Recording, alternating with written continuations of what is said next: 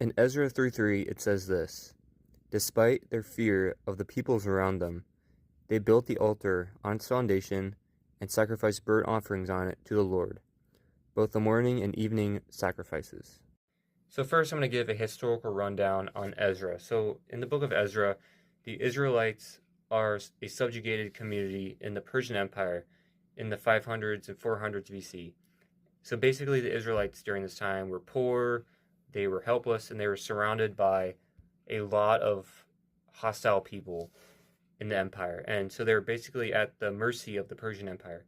So the Israelites, they lost all of their power because a century before Ezra, the Babylonian Empire destroyed Jerusalem, destroyed Solomon's temple, and exiled the Israelites out of Jerusalem. But God's hand was still on the Israelites because about 50 years later, the Persian Empire rose to power, took over Jerusalem, and God motivated the Persians to invite the Israelites back to Jerusalem. And God not only did that, but he motivated the Persians to help build and fund the second temple in Jerusalem. And the fact that the second temple was even built is remarkable if you think about it, because the Israelites had no leverage. Like, they were a subjugated community with like no power and influence. Like, that just shows how God's hand was on the Israelites.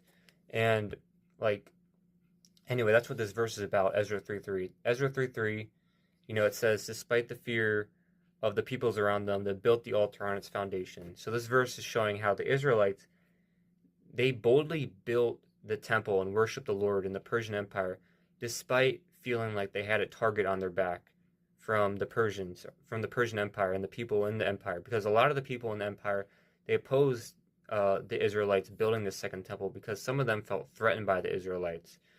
And, importantly, this verse says, despite their fear. So, yes, the Israelites had fear, raw fear, but they didn't let the fear consume them and become a stumbling block to building this second temple and worshiping the Lord boldly. So, likewise, us modern Christians, we should, yes, we have, sometimes we feel like a fish out of water in the world. And, sometimes we have anxiety and fear, like fear of, being judged for being weird, or judged for bringing up Jesus and being socially awkward. Like, yes, but that's not an excuse. Our, we should be bold in that we shouldn't let that fear be a stumbling block. Like, we should still be productive Christians and boldly not be ashamed of Jesus in society despite that fear. And this is especially important in countries like Nigeria and Iran, where Christians are physically persecuted for being loyal to Jesus and to Jesus only.